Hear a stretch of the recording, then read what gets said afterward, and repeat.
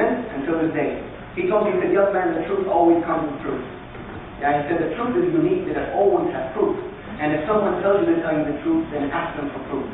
This is coming from an old Native American saying. My grandfather was full-blood Native American, by the way, Cherokee. So he told me the truth comes with proof, young man. So if you're going to tell somebody the truth, you need to be able to prove it, back it up, and you need to ask them to know. So I was going to prove, my Bruce Lee connection. And also, Tupac had just been shot. Not lying to you. Biggie had just died. And the hip-hop scene in America was just put on the forefront, that it was evolving to a new framework. So I involved myself in the hip-hop scene very much.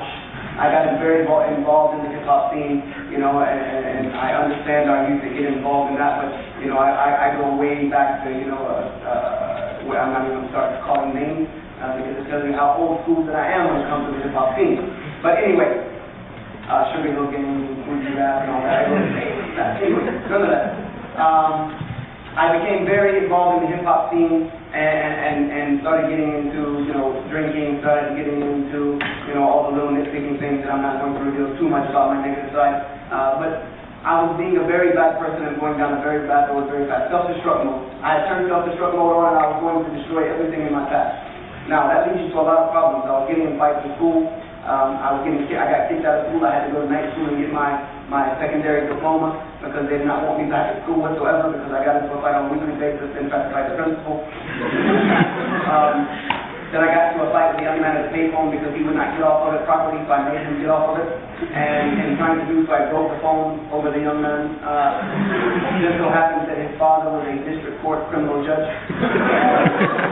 So that was a big problem that I was facing and having to go to court for that. And then I got into two incidences that really kind of changed me. The first one was a car accident that I got into. I was coming home from a party at Clemson University, which I had lost a baseball scholarship to, by the way, from the fight on baseball. Anyway, I was on the way back home from Clemson University. Me and my friend were both highly intoxicated. I passed out in the passenger seat, and then a little bit later he passed out in the driver's seat. That doesn't work when you're doing 70 miles an hour on the highway.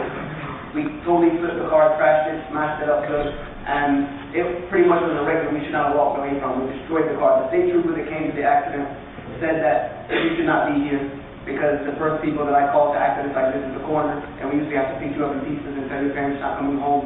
He said, for you to be going home today means that God has a purpose for your life. Because God does not, you don't live through this without God's hand playing a part in it. You need to figure out what's in it. I felt like telling him, you don't realize that me and God have a problem. I don't really think God has a purpose for me. Maybe it's my friend over here. Anyway, I didn't really heed that warning too well. I went to New York City a couple of months later, and my father was working in New York, so I've been back and forth a few times. Oh, by the way, step back from me. I did read a book about Islam during that religious thing, and that book said that Muslims, very derogatory, Muslims worship a moon god called Allah, who lived in a box in the desert and and that they were Arabs who had many wives whom they used as a sport. Just giving you the overview of the book. And that the greatest duty of a Muslim was to kill a non-Muslim, and they would get virgins when they went to heaven. So I put that book down and I said, I knew Muslims were crazy because I saw Randy Yusuf. That was the only thing I knew about Islam was the 96 World Trade Center bomb, and he looked scary. So I said, I knew Muslims were crazy, but I did not know they were that crazy. I'm going to make sure when I go to, because I've never seen Muslims other in New York. I did not know when I go to New York, stay away from me. So I went to New York, and I went to an ATM machine to take out money in the upper west Manhattan, very busy area. And it was at night, and I turned around, and there was a guy with a gun. He was going to rob me. This is a normal occurrence. This happens like once every 5 seconds in New York City. This is not abnormal. What was abnormal was the guy didn't ask for money. He put a gun in my face and pulled the trigger.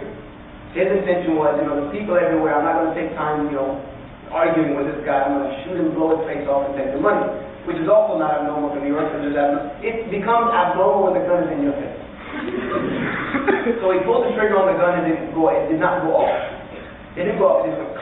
And then we're both looking at each other like, I'm frozen, he's frozen, I don't know what to do. I figured it out first, because I bum rushed him and smashed him through the glass door of the ATM machine. He went to the ground, the gun was flying, and I jumped up and I went flying. And I drove all the way back to South Carolina that day. And I was really, really perturbed by that issue. And that issue led to me to start having nightmares about these two incidences. But these nightmares ended differently. But for time's sake, I'm just going to tell you that my grandmother asked me one day why I was screaming in the middle of the night. And I told her about the gun incident. She knew about the car wreck. And my grandmother had never raised her voice in her life.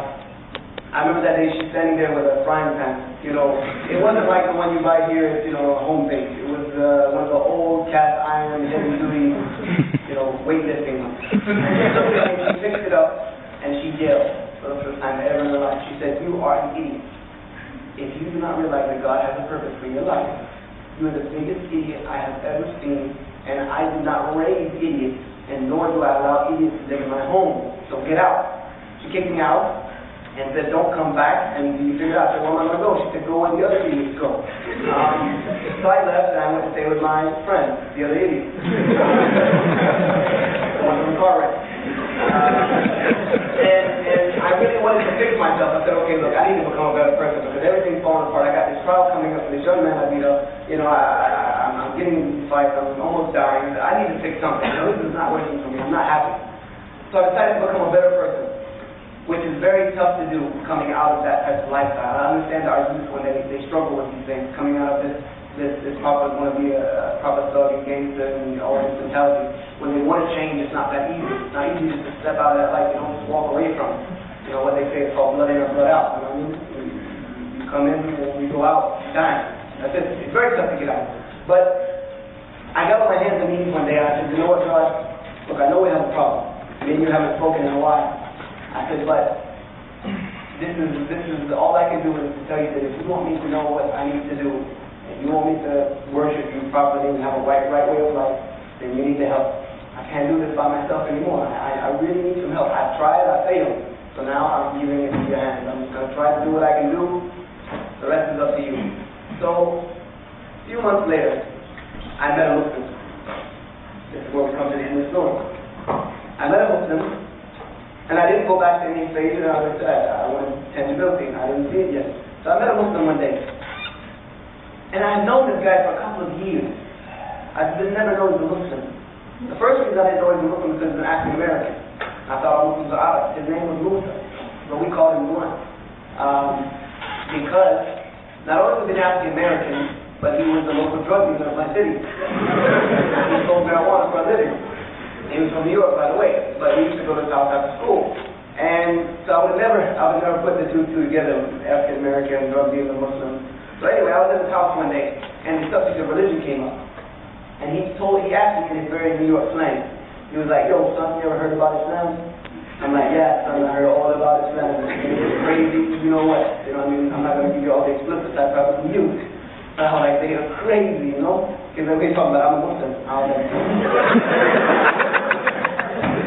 like, "You need to give up this drug thing and become a comedian." And then I was like, look at Louis Farrakhan over here, you know what I mean? I thought probably the nation of Islam, you know what I mean? I'm like, I'm not talking about the nation, dude, you know what I mean? I'm talking about, those Arab Muslims.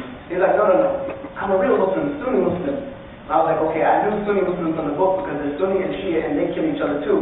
But I knew two groups of Islam. I said, you can't be a Sunni Muslim, you can't be a Muslim because you're Arab, you're black. He said, you don't think I know I'm black? You know what I mean? It's not pain. I said, but all Muslims are Arab. He said, no, a very small percentage of Muslims are Arab. I was like, that's not what the book said. He said, what book? And I told him what book, and I thought, I refused it. I was like, smack him. He said, that book is garbage, rubbish. This is written by someone who hates Islam. It's not written by Muslims. Everything in it is completely contradictory to what Islam teaches. I was like, okay, what does Islam teach? He said, I can't tell you. I was like, well, what good are you? Why didn't you bring it up, man? I was like, why? He said, because I'm not a good Muslim. He said, you don't see me?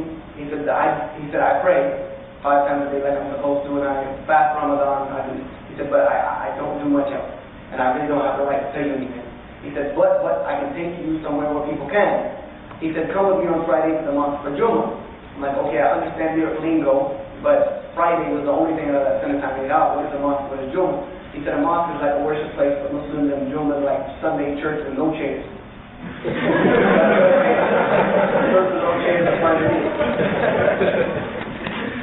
So, I said, how am I going to get to the mosque? There's not one in Greenville.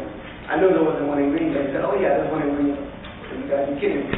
He said, it's on Washington Boulevard, which is the main road in my town. I said, let me tell you, son, you know, I